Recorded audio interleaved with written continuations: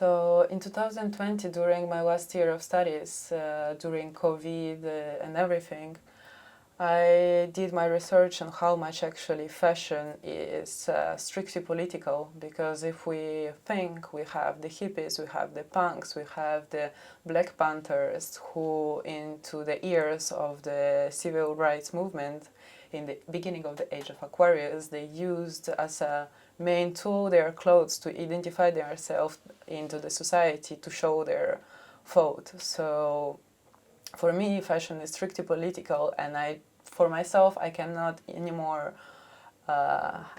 quote myself with the things that are normal. I don't feel fit in the society, and I like with my style to bring some, even if I just pass through a street and some people see me, they at least have something that it clenches in their mind.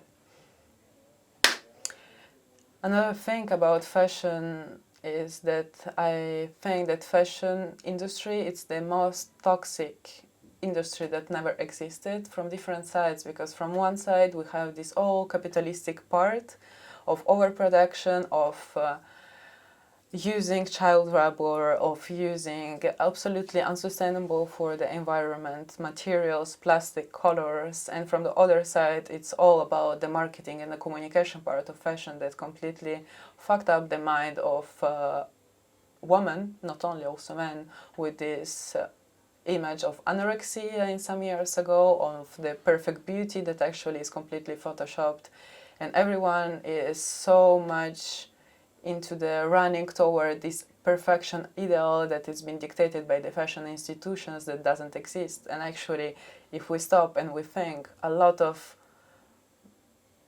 mental health problem that me in the first place I lived years ago, it's caused by these unfortunately highly standards that are just making people depressed because they think that they are not beautiful, they cannot see the real beauty of the authenticity of them, and it's not good. It's not good, and in Purgatory it's all against this. It's like you just have to create yourself as a piece of art and you don't have to conform. So how I said Neon Purgatory, it's coming from my deep love for Dante, Purgatorio.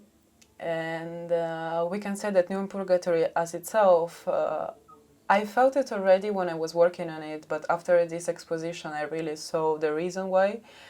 And we can say that Neon Purgatory, it's a brand, that it's a punk brand, but it's also a little bit child-oriented. It's a little bit the punk Disneyland, we can say, because the Disneyland is how they brainwashed us since a child and how the world should be. So after this exposition, I saw a lot of children coming here inside and being inspired by my art, and I would like really to invest more somehow to get in touch with the children and to show them how they can create, how they can, how can we can say, most over for the children who have this like extra energy, you know, kind of Scorpius, Sagittarius, that they just need to make stuff. So I saw that, for example, I don't know if you see this pool that I call it the Virgin Bolero pool, that it was a white dress.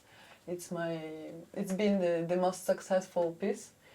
And it just, the theory of this dress, it was like, I bought this white dress for making a ceremony, a ritual, shamanic thing, and then I just changed it in the color before in orange, when I was still going into the ceremony, but in the Krishna. And then it became red. Purgatory, what I mostly use is, first of all, I just change the colors. I take the quotes who are completely seems to trash out, and I just take some of the quotes, I put it in a washing machine, I change the colors, and the clothes is completely new. The other stuff that I'm using as a technique, it's just free flow cut.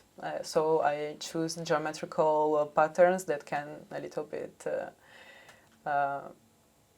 push into the eye as a punk. And the last one is a little knitting wear, we can say, broderie.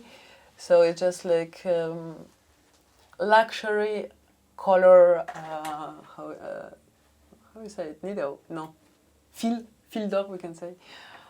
to show this contrast about the distracted piece with some luxury little particular in it.